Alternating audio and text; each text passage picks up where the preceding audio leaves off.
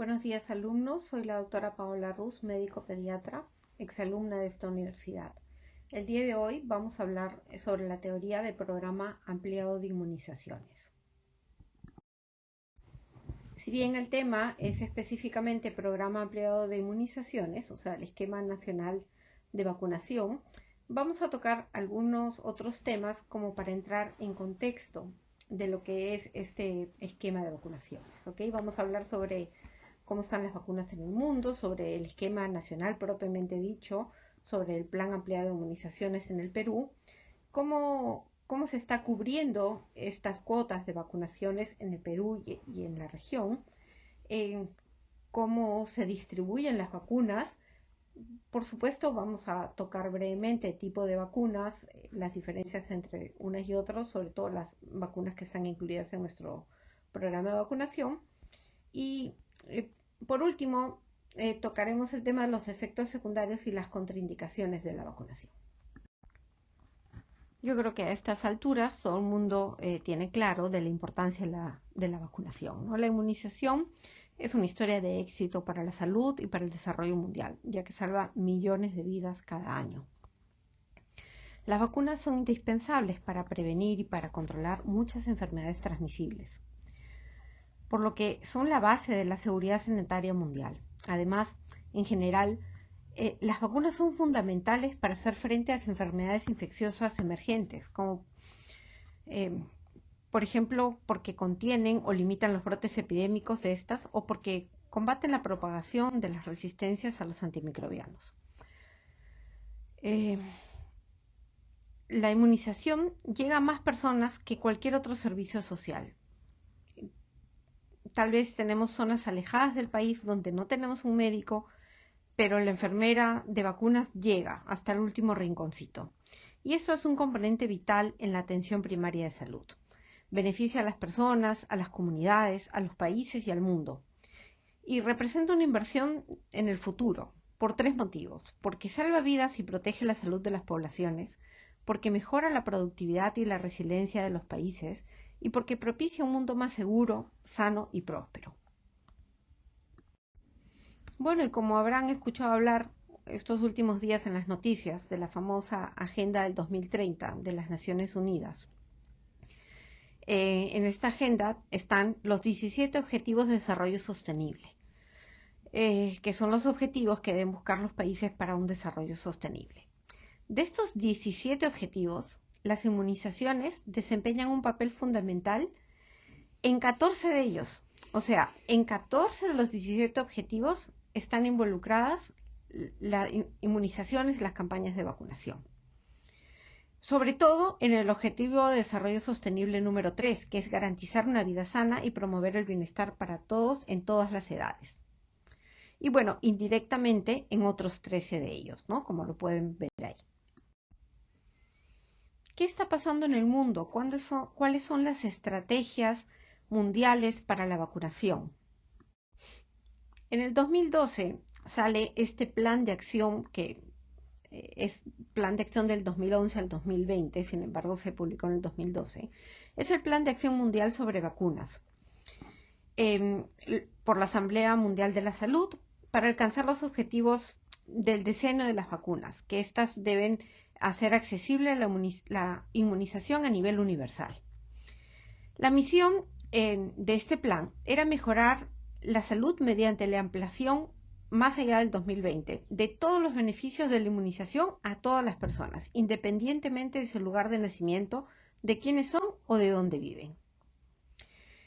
Tal vez la pandemia del COVID no haya permitido que todos estos objetivos se cumplan. Todavía no hay una nueva publicación después de estos objetivos, pero seguro que va a salir pronto.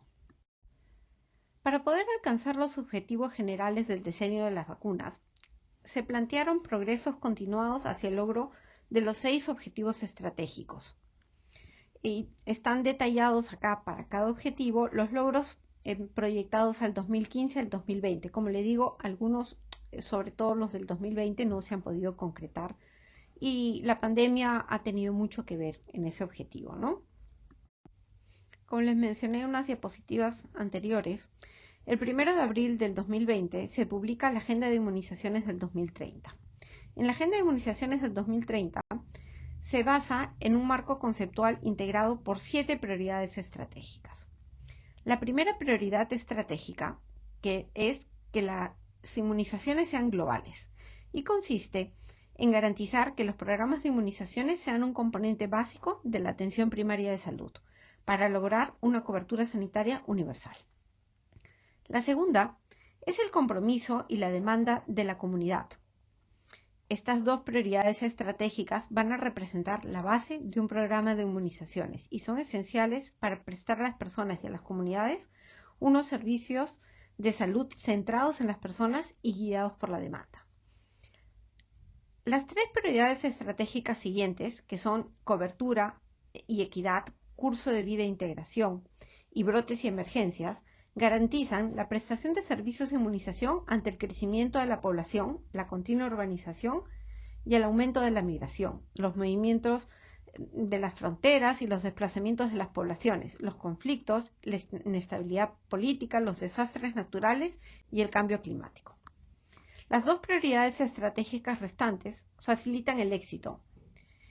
Hacen falta inversiones continuas para combatir las infecciones que no tienen vacuna. Del mismo modo, la innovación mejorará el desempeño de los programas de inmunización, ya que va a permitir que se presten servicios a las poblaciones desatendidas.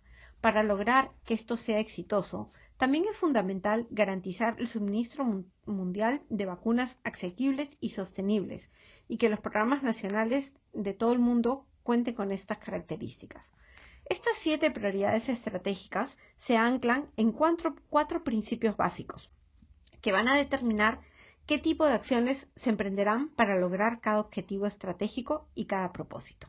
Estos principios son los vínculos que van a unir entre sí las prioridades estratégicas y lo que quieren es orientar cómo transformar la estrategia de alto nivel en acciones prácticas. Transmiten los valores y los principios rectores para establecer alianzas mutuamente beneficiosas y armonizar las actividades de todos dentro y fuera de la comunidad que esté interesada en completar su inmunización. Entonces, bueno, luego de ver los compromisos internacionales en cuanto a la vacunación, vamos a hablar ya exactamente de cómo es en el Perú, qué esquema tenemos, qué vacunas tenemos. Comencemos con un poquito de historia, cómo comenzó la vacunación en el Perú. Bueno, primero quiero decir que las siguientes diapositivas, todas las que tengan acá el logo del ministerio, no son diapositivas mías, están disponibles en la página del Ministerio de Salud, por eso las he copiado tal cual, y están con su logo indicando su procedencia. ¿Ok? Esto es el primer esquema de vacunación que teníamos acá. Miren, desde 1976 hasta 1996, durante 20 años, fue el mismo esquema de vacunación que se utilizó. En 20 años no se agregaron, no se quitaron vacunas. La cosa andaba muy lenta y casi no había modificaciones. Por supuesto que en estos 20 años hubieron logros. Por fin se erradicó la viruela del mundo, por eso es que este esquema ya no cuenta con la vacuna de viruela. El último caso de polio salvaje en el Perú fue en el 91. Y bueno, aparecen nuevas vacunas, pero todavía no en este esquema. Durante estos 20 años el esquema permaneció tal cual. O sea que prácticamente mi generación y la suya, porque algunos de ustedes ya habrán nacido en 1996, otros no, aún no, teníamos durante 20 años, podría haber incluido 2 generaciones con la misma cantidad de vacunas. ¿Qué pasa luego? Entre el 2000 y el 2004, o sea, ya prácticamente todos ustedes deben estar en este grupo que fueron vacunados en esa época. Acá el gran cambio es que se agrega una sola vacuna, la de fiebre amarilla. Después, prácticamente, el esquema de vacunaciones sigue igual que en los últimos 20 años.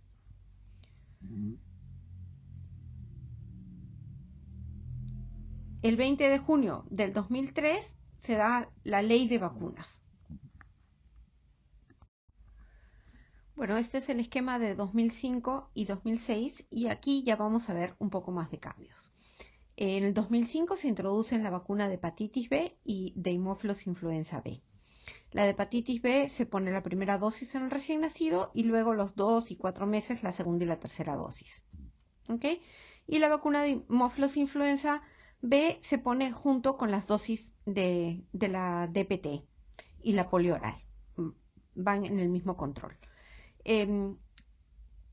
Otro cambio importante es que la vacuna que era solo de sarampión, ahora cambia a vacuna de sarampión, paperas y rubiola.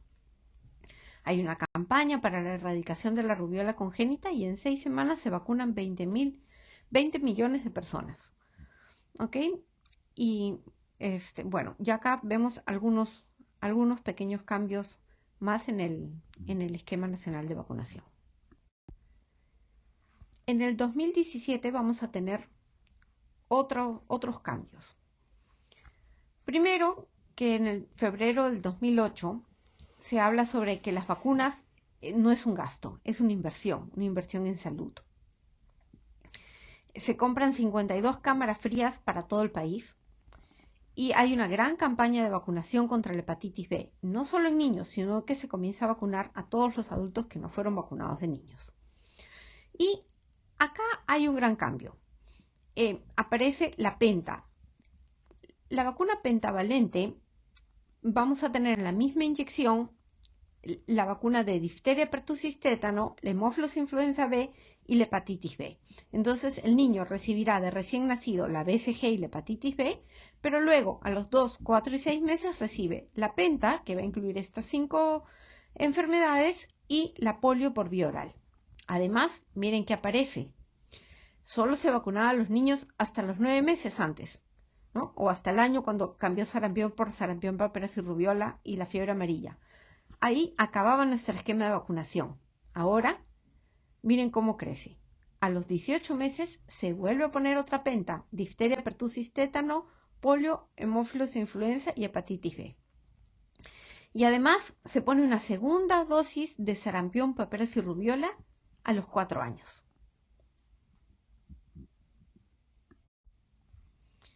Y miren acá, todo lo que se agrega. Estos son uno de los cambios más importantes. Hasta antes de estos cambios estábamos, digamos, rezagados en cuanto al resto de países de la región en vacunación.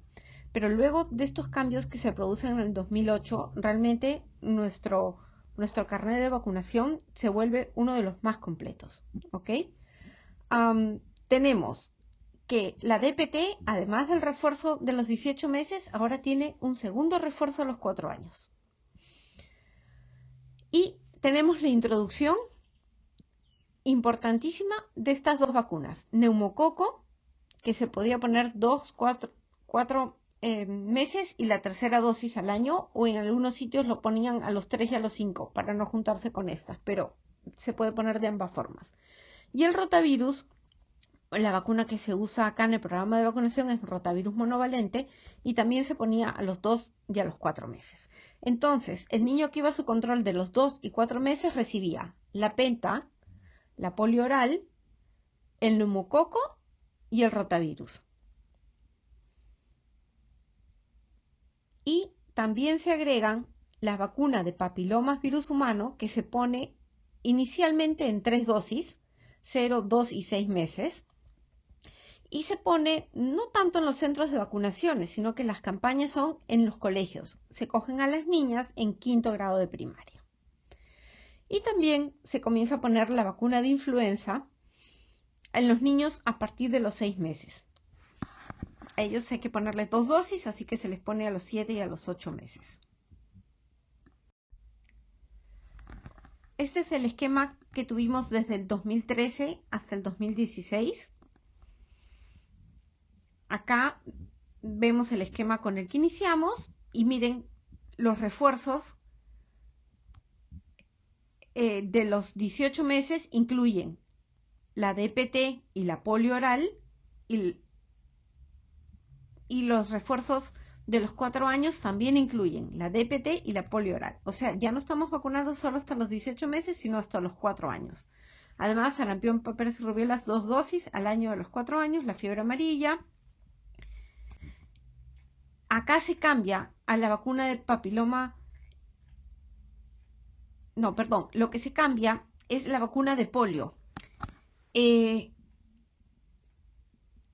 ya no se va a usar la polio oral en los bebés de 2 y de 4 meses. O sea, la primera dosis de polio de los 2 meses y la segunda dosis de polio de los 4 meses van a ser inyectadas.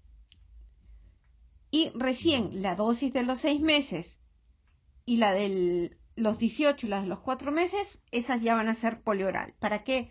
Para evitar la polio post vacuna en pacientes inmunocomprometidos. Con la polio inyectable no tenemos ese riesgo. ¿Ok? Y después el resto sigue igual.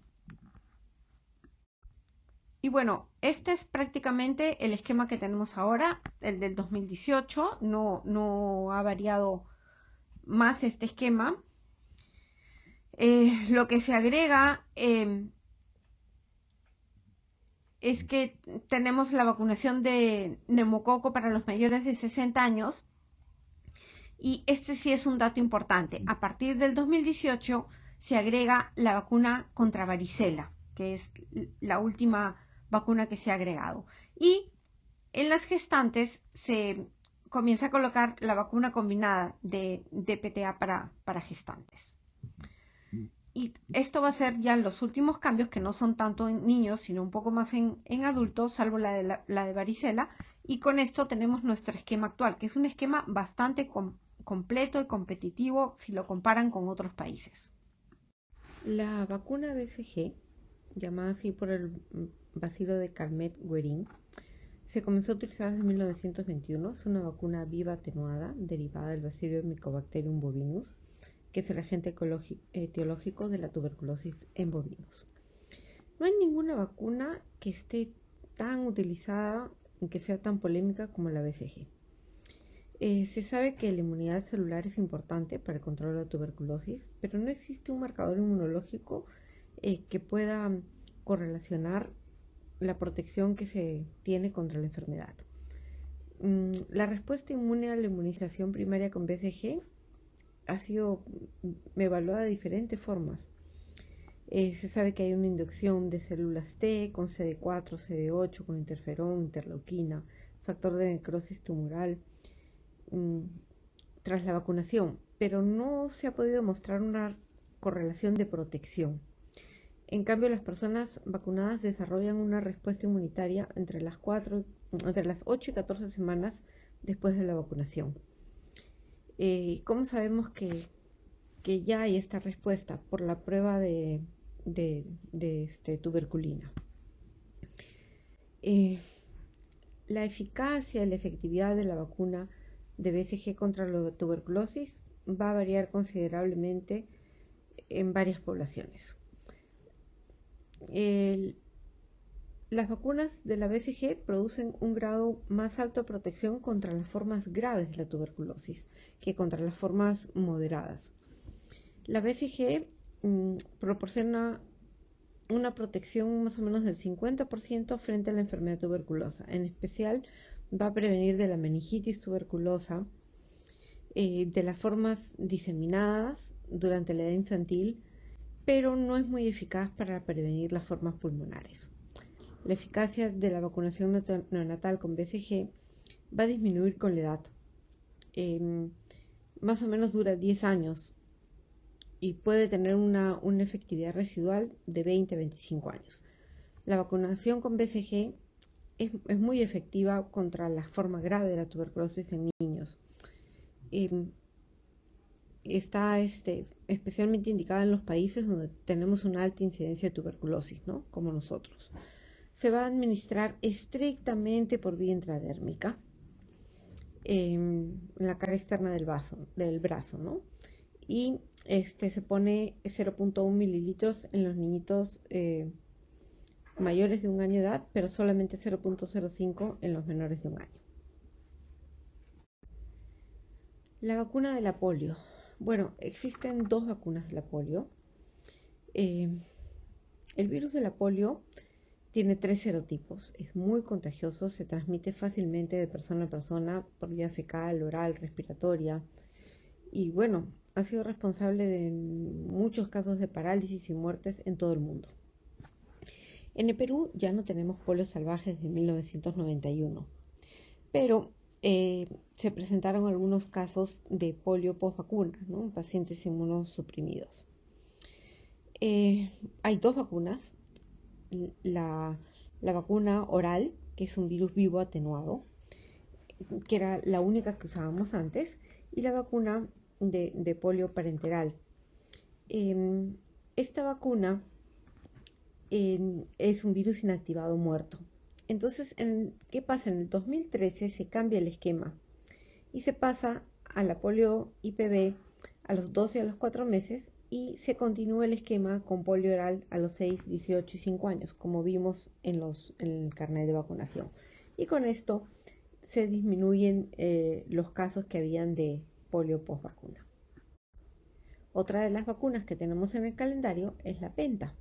Y esta va a estar compuesta, como su nombre lo dice, por 5 vacunas: hemófilus, hepatitis, tétano, pertussis y difteria.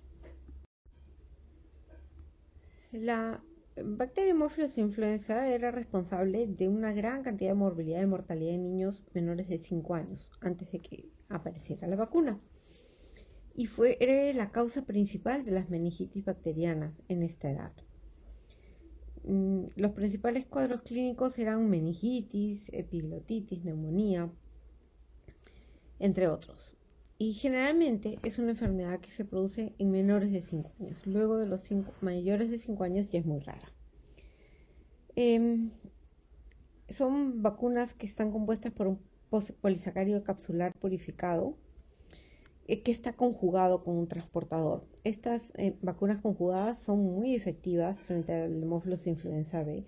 Producen un efecto de rebaño porque también disminuyen las tasas de colonización nasofaringea por Haemophilus influenza B. Y la vacunación está recomendada en forma sistémica en todos los niños entre los 2 meses y los 59 meses de edad. En niños mayores de 5 años ya no es necesario colocar la vacuna. Y incluso si los niños menores de 2 años que han tenido ya la enfermedad se pueden vacunar tranquilamente. Bueno, estas vacunas son muy efectivas, han disminuido de forma importante, más del 95%, la incidencia de la enfermedad invasora por Haemophilus influenza B en los niños vacunados.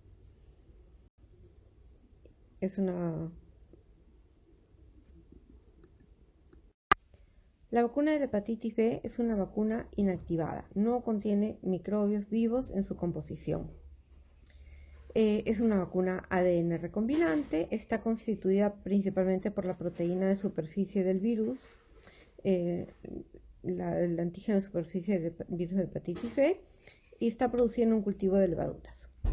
La vacunación universal frente a la hepatitis B forma parte de las inmunizaciones básicas recomendadas por la OMS. En el 2019, la cobertura de 3 dosis de la vacuna alcanzó al 85% de la población mundial. A pesar de que varios estudios dicen que tras 3 dosis, tanto niños como adultos, las concentraciones de anticuerpos protectores se pierden hasta el 50% de los casos de 5 a 15 años después de la vacunación. A pesar de esto, hay una presencia inmunológica, o sea, la vacuna confiere protección a largo plazo frente a la enfermedad y produciéndose una respuesta inmunitaria secundaria protectora tras la exposición al virus, a pesar de la ausencia de los anticuerpos detectables y esta duración ya comprobada de la inmunidad que confiere la vacunación es de al menos 30 años. Ok, la DPT tiene la difteria, la pertussis y el tétano. Las pongo juntas porque prácticamente, bueno, la vacuna de tétano la podemos encontrar sola, pero generalmente vamos a encontrarla así unida. Bueno, la difteria es una enfermedad potencialmente mortal, se transmite persona a persona, sus efectos se deben a la acción de una potente exotoxina. La letalidad de la difteria no tratada desde el 5 al 10%, incluso hasta 20% en los menores de 5 años. Hace poco tuvimos un brote de difteria en Lima. Hay dos tipos de la presentación de la vacuna infantil o que tiene una carga antigénica estándar, que se denomina como la D mayúscula, como pueden ver ahí, y la de adulto o de carga antigénica reducida. ¿Por qué se hace esto? Porque en mayores de 7 años ya hay que usar la de carga antigénica reducida porque tiene una elevada reactogenicidad.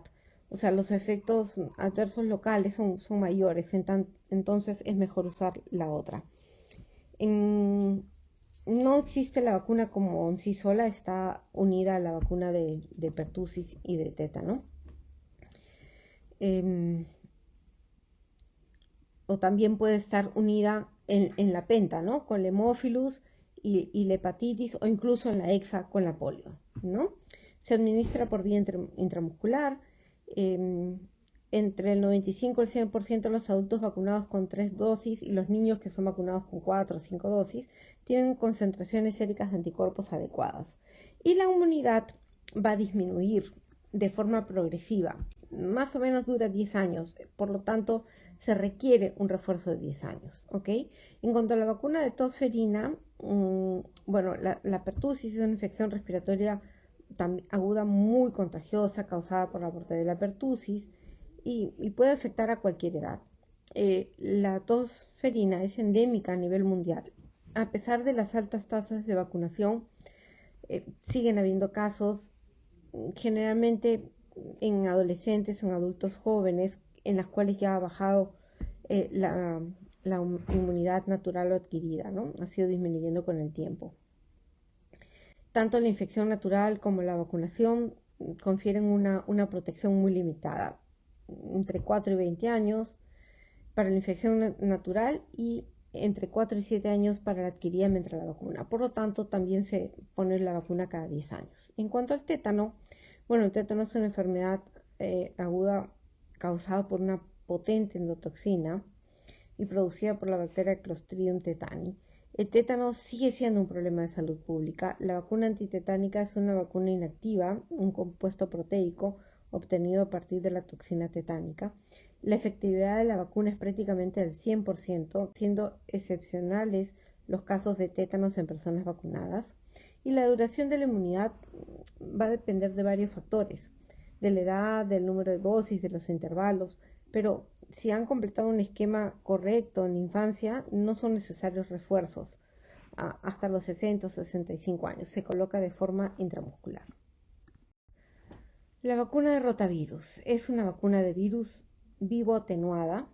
El rotavirus es la principal causa de diarrea infantil grave en todo el mundo y infecta principalmente a los niños en los primeros 5 años de vida, pero sobre todo los menores de 2 años. Existen dos vacunas, la monovalente y la pentavalente. La que está en el esquema nacional es la monovalente. Si bien es cierto, solo tiene para un tipo de rotavirus, no para los otros 5, la protección por reacción cruzada es bastante alta, así que protege también para los otros tipos de rotavirus, ¿no?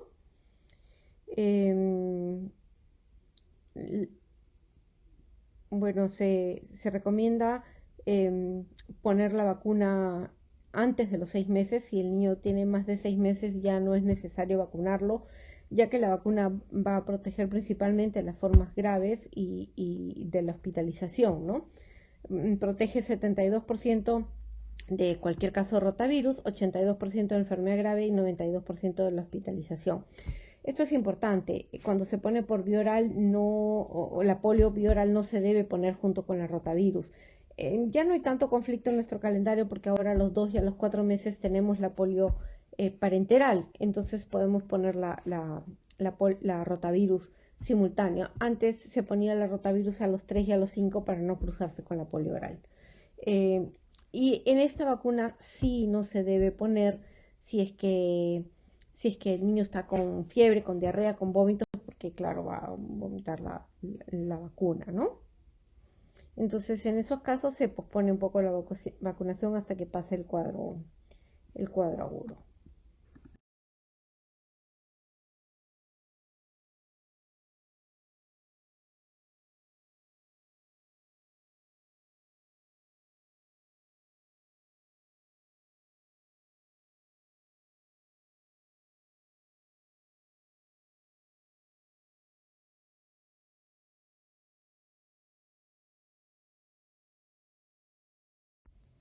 Ahora, si queremos ver qué es lo que nos falta, ¿no?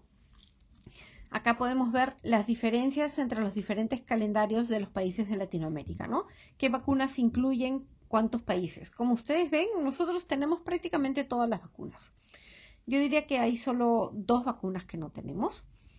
Eh, una es la vacuna de hepatitis A, eh, que muy pocos países de la región la tienen. Ojalá la podamos tener en algún momento. Y la otra vacuna es la vacuna de meningococo. No son tres vacunas, o sea, es la vacuna de meningococo. Lo que pasa es que existen tres tipos de vacunas, ¿no? La meningococo C conjugada, que son 4 dosis y se pone desde bebé a los 3-5 meses a los 12 años del último refuerzo. Luego, la tetravalente de meningococo, que es una sola dosis, si es que ya se pone de grandes, a partir de los 2 años. Y la meningococo B más C no conjugada, que también se pone de bebé a los 3 y 5 meses. Algunos países han escogido una, otras otra. Nosotros no la tenemos incluida.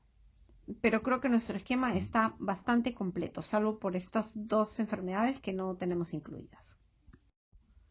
¿Y cómo estamos en coberturas? Claro, tenemos todas esas vacunas, pero ¿realmente ponemos todas esas vacunas?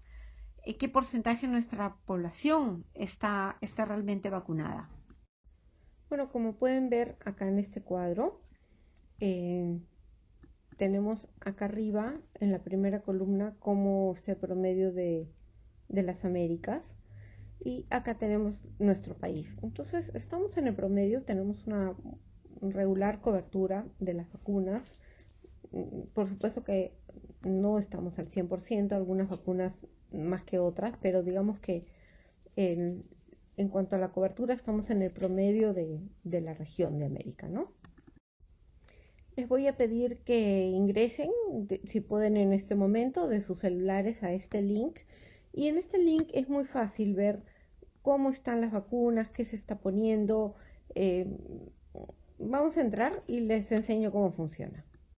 Si bien los ejemplos que van a ver en las dos diapositivas a continuación son del 2020 y luego compara con el 2019 prepandemia, no los he querido borrar ni actualizar porque me parece interesante que comparen las coberturas vacunales pre y post pandemia. Y bueno, por supuesto que si ustedes siguen este link van a poder ver también las del 2021 y tal vez los meses que se están avanzando ya del 2022. Así que al ser un link dinámico no he querido cambiar esas diapositivas para que vean qué pasó cuando empezó la pandemia con la vacunación en el Perú. Bueno, aquí pueden ver las vacunas, todas las vacunas que tenemos en el esquema a lo largo de la edad del paciente, desde más pequeñitos hasta adultos, y pueden ver qué porcentaje de cobertura de vacunas se colocó, ¿no? Qué porcentaje de la población está vacunado. Entonces, acá ustedes ponen el año, qué año quieren ver, y les sale el porcentaje de vacunaciones. Algunos están en porcentaje, otros están en números relativos. Entonces, por ejemplo, hacemos clic acá en varicela y acá podemos ver específicamente de la varicela en el año 2020 y por departamento cómo fueron las vacunas, cuántas vacunas se colocaron. Entonces, acá, bueno, está todo el territorio nacional, pero ustedes podrían escoger específicamente algún departamento. Pero miren lo que pasó acá. Miren cómo cayeron las vacunas en marzo y miren cómo cayeron las vacunas en abril. En mayo empezamos a vacunar, fuimos el primer país de la región que empezó a vacunar en época de pandemia. En junio, y bueno, luego comenzaron a aumentarse todo. Claro, si comparan esto con el 2019, veamos la siguiente diapositiva. Aquí en el 2019 vemos que bueno, la diferencia que hubo en los porcentajes de vacunas, ¿no? Muchas de ellas tuvieron mejor cobertura en el 2019 que en el 2020 y eso fue por la pandemia, ¿no? Algunas vacunas nuevas como la varicela tal vez no se nota mucho la diferencia, pero en otras sí, la cobertura fue mejor en el 2019 que en el 2020. Entremos acá otra vez a varicela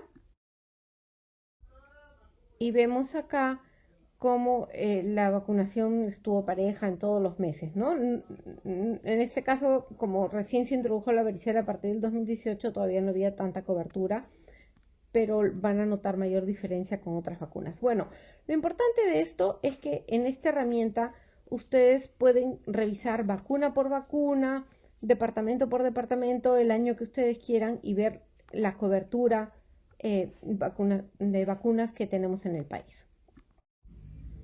¿Cómo es la distribución y la cadena de frío de las vacunas?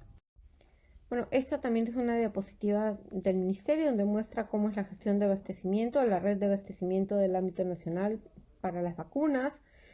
Hay 42 destinos nacionales entre almacenes y subalmacenes y luego de ahí distribución a hospitales, la DIRIS de Lima Metropolitana, cómo es la distribución de las vacunas que se realiza en cajas térmicas, en paquetes fríos. Y bueno, esto va a estar distribuido en tres niveles de almacenamiento de las vacunas. El nivel central, que son depósitos grandes, y acá se pueden tener vacunas hasta para 2 años. A nivel regional, ya esto va en regiones, provincias o distritos, ya los depósitos de almacenamiento son refrigeradoras y congeladoras más pequeñas y tienen capacidad de almacenar vacunas para 3 meses. Y el almacenamiento local, que ya es en cada hospital, en cada centro de salud o en cada posta, que van a tener sus refrigeradoras pequeñas con capacidad para almacenar para 1 mes. ¿Cuánto tiempo se pueden guardar o pueden estar conservadas las vacunas y a qué temperaturas, ¿no? Hay vacunas, bueno, como les estaba diciendo, depende del sitio, el tiempo la capacidad de vacunas que tengan para almacenar, pero hay vacunas como la de sarampión, polio, la triple viral, la polio oral, que necesitan estar congeladas entre menos 15 y menos 25 grados. Sin embargo, hay otro tipo de vacunas como la DPT, la BCG, la Penta, la DPT de adulto, la pediátrica, la hemófilos influenza, hepatitis B, la antimalírica, que van en un refrigerador normal, ¿no? Entre 2 y 8 grados centígrados. Pero claro, no siempre tenemos las vacunas congeladas, ¿no? Pero uno las saca, las descongela y tienen pues un tiempo máximo de uso después de haber sido reconstituidas, después de abrir el frasco, después de prepararlas, ¿no? Generalmente son 6 horas para la polio, la BCG, algunas como la DPT hasta 3 días, pero la mayoría están entre 6 horas, ¿no? Las de virus y bueno, algunas un poco más, 3 días, 5 días.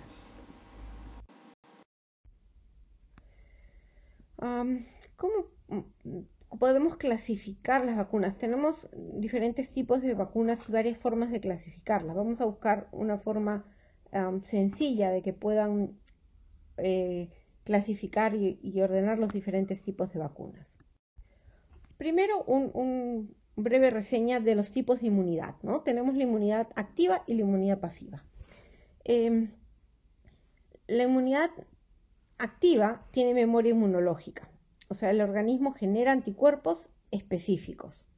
Y esta se puede dar porque superamos la infección, o sea, nos contraemos la enfermedad y nuestro cuerpo genera anticuerpos por la infección y esta se llama activa natural, o porque nos inyectaron los antígenos o los componentes que van a hacer que el cuerpo genere los antígenos, y esta es la artificial, que es producida por la vacunación. Y en cuanto a la pasiva, esta es con un efecto temporal. Entonces el organismo va a adquirir los anticuerpos específicos, ya sea a través de la placenta de la mamá, o sea, la mamá le pasa los anticuerpos a los bebés, que es la natural, o la artificial, cuando nos inyectan directamente los anticuerpos específicos. o sea, el tratamiento con suero, con inmunoglobulinas, es un tratamiento artificial con la sueroterapia, ¿ok? Tenemos diferentes tipos de vacunas. Tenemos, por ejemplo, las vacunas vivas atenuadas, que se utiliza una forma atenuada de un virus que causa una enfermedad. Su efecto es similar a la infección natural de la enfermedad, crean una respuesta inmunitaria muy fuerte y de larga duración. Pero hay que tener cuidado con los pacientes que tienen inmunosupresión en usar estas vacunas. Por ejemplo, sarampión, papera, rubiola, rotavirus, viruela, varicela, la fiebre amarilla. Luego tenemos las vacunas inactivadas, en las cuales el virus está muerto o inactivado. También tienen una respuesta inmunológica, pero no tan fuerte como las vacunas vivas, como la hepatitis A, la gripe, la polio por vía parenteral o la rabia. Y luego tenemos las vacunas por subunidades, recombinantes, polisacáridas o combinadas. Estas vacunas van a utilizar partes específicas del agente causal, como una proteína, un azúcar, una parte de su cápsula, para generar la respuesta inmune muy fuerte y dirigida a las partes específicas del cuerpo, de la cápsula del germen, que vamos a usar para crear los anticuerpos. Y la ventaja es que se pueden usar incluso en personas con sistemas inmunitarios debilitados o con problemas de salud crónicos. Por ejemplo, la del hemófilos, la de hepatitis, la del papilomavirus, la tosferina, cuando está como parte de la vacuna de PTA combinada, el neumococo, el herpes zóster. Hay dos vacunas, una de virus vivo atenuado y otra de recombinada. Después tenemos las vacunas con toxoide. Estas son la de la difteria y la de tétano, fundamentalmente. La vacuna se fabrica, o sea, la respuesta inmunitaria va dirigida a la toxina en lugar del germen, ¿ok? Y bueno, como le decía, los nuevos tipos de vacunas, que son las vacunas de ADN, son un conjunto específico de instrucciones que se insertan en nuestras células ya en forma de ADN o ARN mensajero, y con el fin de que estimulen la fabricación de proteína específica que deseamos para que el sistema inmunitario reconozca contra lo que deseamos que haga sus anticuerpos, ¿no? Que produzca los anticuerpos. Por ejemplo, las vacunas de COVID están usando esta técnica, ¿no? Y las vacunas de vectores recombinantes, en las cuales se introducen fragmentos del agente por un virus, como la vacuna del ébola, por ejemplo. Y bueno, acá tenemos otra forma de clasificar las vacunas. En víricas y en bacterianas. Dentro de las víricas tenemos las enteras, como el virus del polio, fiebre amarilla, rotavirus, sarampión, varicela, y las que están en subunidades, como la influenza, la hepatitis B, el virus del papiloma humano. Y tenemos dentro de las vacunas bacterianas las acelulares, como la tosferina celular, las conjugadas con polisacáridos más proteínas, como el hemófilus, el meningococo, el neumococo. Las enteras, como la tuberculosis, por ejemplo, o la fiebre tifoidea oral. Las de polisacáridos capsulares, como la fiebre tifoidea parenteral o el neumococo, el neumo 23. Las de proteínas de superficie, como el meningococo. Y las de toxoides, como la de difteria y tétanos. ¿Ok? Bueno, a propósito del COVID y las nuevas vacunas que tenemos ahora en el mercado, vamos a hacer un hincapié en estos tres tipos de nuevas vacunas. En primer lugar, tenemos las vacunas de ARN mensajero, como son las de Pfizer, BioNTech o Moderna. Estas vacunas contienen material del virus que causa el COVID-19. Cuando ingresa este material al sistema, instruye a nuestras células para crear una proteína inocua, pero que es exclusiva del virus. Una vez que nuestras células copian la proteína, van a destruir el material genético de la vacuna. Nuestro cuerpo va a reconocer que esa proteína no debería estar presente y como respuesta va a crear linfocitos T y linfocitos B que recordarán cómo combatir el virus que causa el COVID-19 si en un futuro nos llegamos a infectar con este virus. Luego tenemos las vacunas de subunidades proteicas que aún están en desarrollo y a diferencia, estas vacunas incluyen ya porciones inocuas de proteínas del virus que causa el COVID-19 en lugar del germen completo. El mecanismo es prácticamente el mismo. Una vez que recibimos la vacuna, nuestro organismo reconoce que esa proteína no debería estar presente y crea linfocitos T y anticuerpos que van a recordar cómo combatir el virus si nos infectamos en un futuro. ¿Ok? Y por último, las vacunas de vector, como es la de Janssen, de Johnson Johnson. Estas vacunas contienen una versión modificada de un virus, otro virus diferente del que causa el COVID-19. Pero dentro de la envoltura de este virus modificado hay material del virus que causa el COVID-19. Eso es lo que se conoce como un vector viral. Una vez que el vector viral ingresa a nuestras células, el material genético las instruye para que elaboren una proteína exclusiva del virus que causa el COVID-19. Y con estas instrucciones nuestras células hacen copias de la proteína. Eso va a despertar en nuestro organismo una respuesta. Y nuestro organismo empieza a crear linfocitos T y linfocitos B que van a recordar cómo combatir el virus si es que en algún momento nos llegamos a infectar. Espero que lo tengan claro. Gracias. Y bueno, en este cuadro podemos ver una comparación entre las diferentes vacunas. Bueno, acá faltaría la Sinopharm, que también se está poniendo en el Perú. Pero la que más nos interesa, ya que estamos en el curso de pediatría, es la de Pfizer-BioNTech, que es la que se está colocando en niños, ¿no?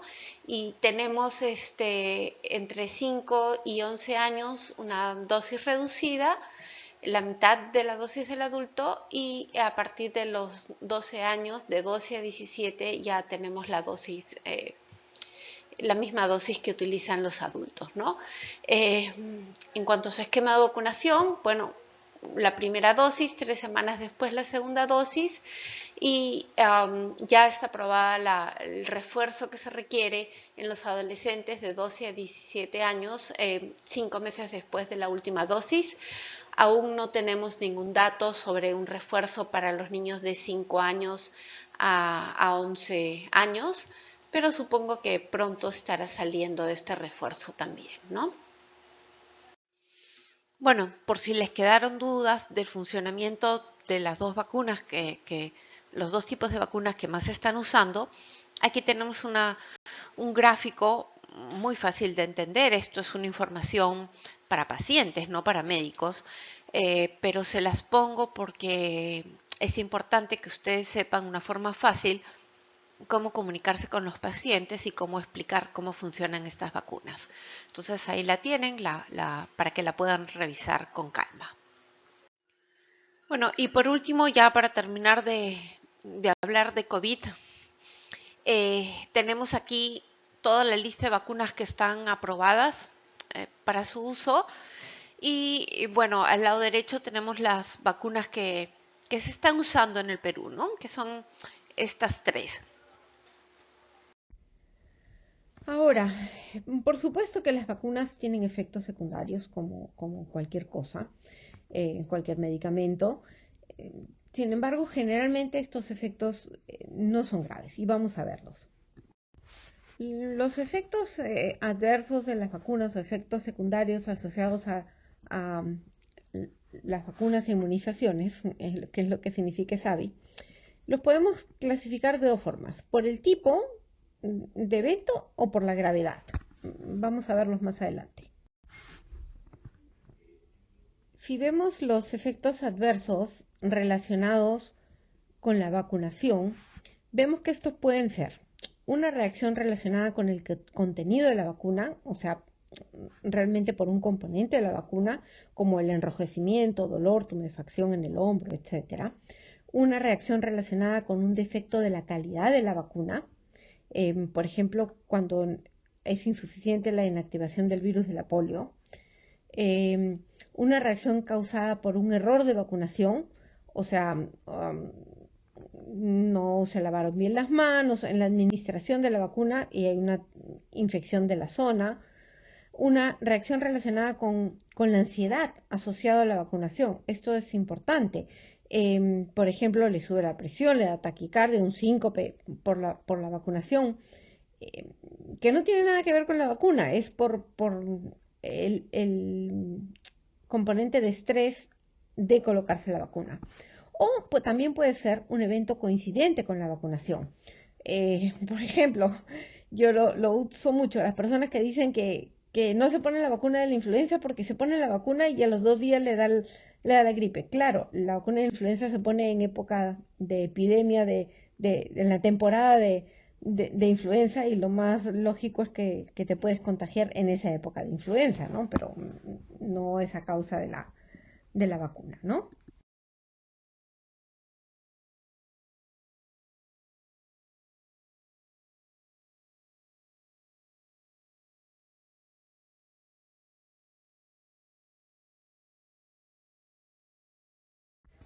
Bueno, en este cuadro tenemos las reacciones menores y comunes de las vacunas, pero están asociadas a cada vacuna. Por ejemplo, el 95% de la BCG va a tener una reacción local, tumefacción, enrojecimiento. En la hepatitis B, sin embargo, vemos que es el 15%, ¿no?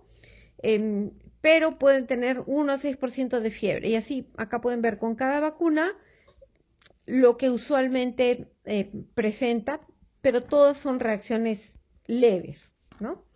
Van a resolverse espontáneamente y solas. Bueno, y aquí vemos ya las reacciones que son más graves, pero también son más raras.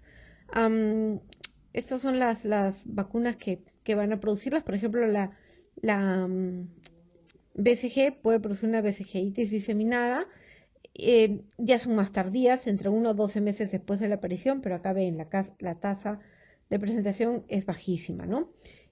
La polio paralítica asociada a la vacuna, por ejemplo, de la polio oral, entre los 4 y 30 días, pero también 2 a 4 de 1 millón, ¿no? La DPT, tal vez un poco con mayor frecuencia, las convulsiones, el llanto persistente, hipotonía o hiperreactividad. Sin embargo, estos no son contraindicaciones absolutas para vacunar, aunque el paciente lo haya presentado en las primeras dosis, ¿no? Y bueno, con la vacuna de sarampión, convulsiones febriles, trombopenia o anafilaxia, mucho más raro, felizmente. ¿Y cómo vamos a diferenciar si esto es un ESAVI leve, moderado o severo? Bueno, entre el leve y moderado vemos que son frecuentes, felizmente los severos son raros. Em, los leves y moderados son síntomas generales, cefalea, malestar, una reacción local. En cambio, los severos pueden ser convulsiones, encefalitis, anafilaxia. En cuanto a la gravedad, pues los ESAVIS leves y moderados no van a requerir mayor evaluación, van a pasar solos, mientras que los severos requieren ya una hospitalización, puede generar una discapacidad o incluso puede producir la muerte en algunos casos. En cuanto a la evolución, los leves y moderados, como les dije, se espontáneamente entre 24 y 72 horas. En cambio, el ESAVI severo ya requiere una atención médica bueno, el tiempo de duración es variable, ¿no? En cuanto a la vigilancia, el leve moderado lo hace la DIGEMIT y en los severos lo hace el CDC o el MINSA, ¿no? En el leve moderado es una farmacovigilancia, pero en el severo ya hay que hacer un reporte del ESAVI, ¿no? Se debe notificar inmediatamente, entre las 24 horas, se debe hacer una investigación y eso va a un comité, ¿no? Igualmente aquí he querido agregar un par de diapositivas para hablar específicamente del COVID, ya que es un tema que les preocupa actualmente a todos, ¿no? Como pueden ver, los efectos adversos más comunes del COVID son efectos adversos generales a todas las vacunas, no son diferentes al resto de vacunas que hemos venido usando durante muchos años. Lo que sí deben tener en claro es que estos síntomas de las vacunas, si bien se parecen al cuadro de la enfermedad, hay escalofrío, fiebre, malestar general, dolor de cabeza, no es posible que la vacuna produzca la enfermedad, y eso sí lo tienen que tener claro. Los síntomas son similares porque son la respuesta de nuestro sistema inmunológico a la creación de anticuerpos para este virus. y son los generales a cualquier vacuna. Estos son los más frecuentes, ¿ok? Bueno, entre los efectos adversos menos comunes o más graves, siguen siendo los mismos que en cualquier vacuna. Sin embargo, quiero mencionar levemente los reportes de los más frecuentes entre los efectos más raros, ¿no? En Estados Unidos se reportó un ligero aumento en los casos de miocarditis y pericarditis después de la vacuna de la ARN mensajero, específicamente en varones entre 12 y 17 años. Esto fue una inflamación leve del miocardio que se dio sola. Fueron poco frecuentes y bueno, definitivamente son mucho menos frecuentes que post la infección de COVID, ¿no? El problema se produjo principalmente luego de la segunda dosis y en los días posteriores a las vacunaciones, y la mayoría de las personas recibieron atención médica y se sintieron mejor después de unos días, ¿no? Y en cuanto a la vacuna de Johnson, digamos que el reporte que con mayor frecuencia se ha presentado, pero también sigue siendo raro, es el aumento del riesgo de padecer un trastorno de coagulación sanguínea. Fue poco frecuente y afectó principalmente a mujeres entre 18 y 49 años. Por eso es que se decidió que en esta edad se prefiriera utilizar otra vacuna y no la de Johnson, ¿no? Y bueno, por supuesto, las reacciones alérgicas son graves, como en cualquier vacuna, que si ya son alérgicos a alguno de los componentes o si hicieron una reacción grave a la primera dosis, pues no se pondrá la segunda, ¿no? No tienen por qué variar con respecto a todas las otras vacunas que ya hemos estado viendo, ¿ok? Bueno, y por último, ya acabamos, las contraindicaciones para no vacunar. Una contraindicación es una situación en la que no debemos administrar bajo ninguna circunstancia un medicamento, en este caso la vacuna, porque hay un elevado riesgo de que pueda tener lugar una reacción adversa grave o incluso fatal. En caso de una precaución, el riesgo a una reacción adversa es menor y se puede considerar administrarla si es que el riesgo es menor que el beneficio y sopesando las previsibles ventajas o los inconvenientes. Las contraindicaciones pueden ser permanentes o temporales. La mayoría de las contraindicaciones son temporales. Existen muy pocas contraindicaciones permanentes de las vacunas. La única contraindicación aplicable a todas las vacunas es la existencia de una reacción alérgica grave previa a dicha vacuna o uno de sus componentes. Es importante que sepamos cuáles son las verdaderas contraindicaciones o cuáles son las precauciones para que no perdamos la oportunidad de vacunar, ¿no? Hay muchas falsas contraindicaciones que no solamente llevan a retrasos innecesarios de una adecuada protección, sino que además favorecen la protección, la propagación, ¿no?, en la sociedad de creencias erróneas con relación a situaciones que no se puede y que en verdad sí podríamos vacunar, ¿no? ¿Cuáles son las contraindicaciones permanentes?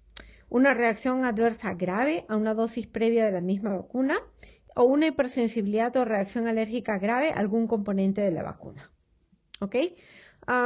Las contraindicaciones temporales van a depender de la edad de la administración.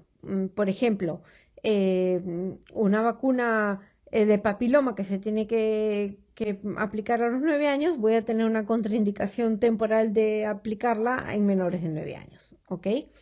El embarazo. Una vez que pase el embarazo, se acabó la contraindicación. La inmunodeficiencia.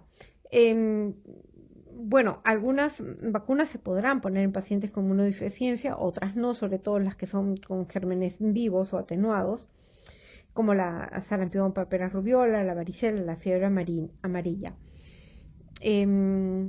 Pero este periodo de inmunodeficiencia también puede ser algo temporal, ¿no?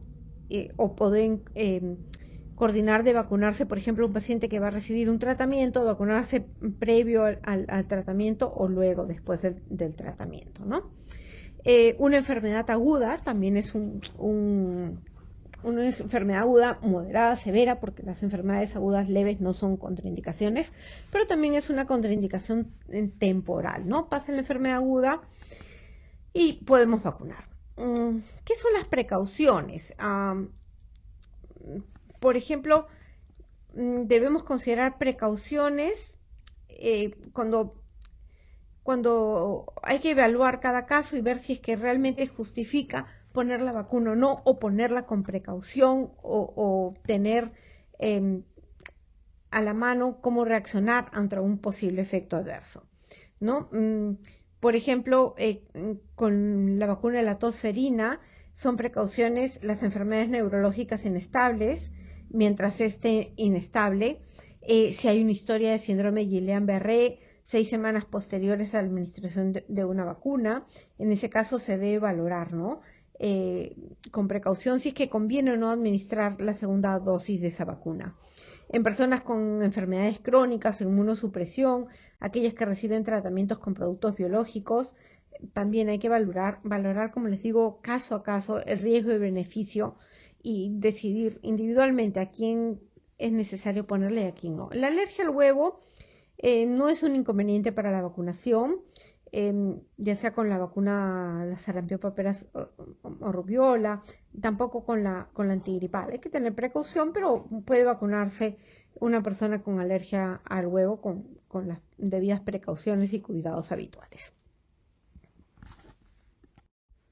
Y creo que el mayor grupo de las contraindicaciones están aquí, en las falsas contraindicaciones. Debemos luchar contra estas falsas contraindicaciones para no perder oportunidades de vacunar a los niños que no tienen completas sus carnets de inmunización.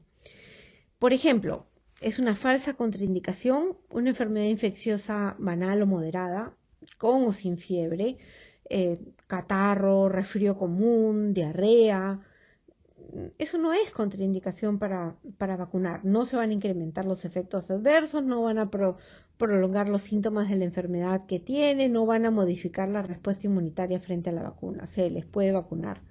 Muchas veces por un moquito no vacunamos a los niños y los niños pequeños están con moquito siempre, entonces nunca los vacunamos. Los niños pretérminos se vacunan a la misma edad cronológica que los niños a término, incluida la vacuna de la hepatitis B que se le pone de recién nacido. Bueno, para la BCG necesitamos un peso mínimo de 2.500, tal vez ahí habría que esperar, es una contraindicación temporal. Pueden vacunarse los niños cuya mamá esté embarazada o cuya mamá que está dando de lactar. Por ejemplo, acá hay una excepción. La madre que está amamantando no se podría vacunar contra la fiebre amarilla si es que el bebé que está lactando tiene menos de 9 meses, porque podría excretar virus por la lactancia materna, pero si tiene más de 9 meses no hay ningún problema, ¿ok? No hay riesgo de vacunar a un paciente que haya tenido esa enfermedad. Por ejemplo, tuvo difteria, no importa, se le pone la vacuna de difteria.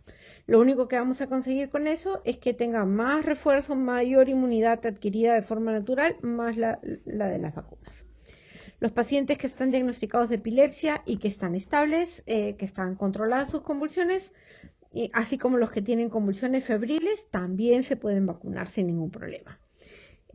Cuando se les está poniendo esto que está muy de moda para las alergias, los desensibilizantes, las terapias, las inmunoterapias de alergeno, tampoco son contraindicaciones para vacunar. Simple y llanamente buscar el otro brazo y que esté lejos del tratamiento que le están poniendo y no pasa nada. El niño que está hospitalizado se vacuna hospitalizado, no hay ningún problema. Las alergias que no son anafilácticas, algún componente de la vacuna, tampoco son contraindicaciones. Y tampoco es contraindicación que el hermano sea alérgico, no es contraindicación. Se vacuna al niño mientras no se demuestre que el niño sea alérgico, o sea, que un familiar tenga reacciones adversas a las vacunas o alergia a un componente de la vacuna, no debe ser tomado en cuenta. Y bueno, chicos, eso es todo. Muchas gracias, y algunos temas que ya han quedado por fuera de esta teoría por cuestiones de tiempo serán tocados en el seminario. Muchas gracias.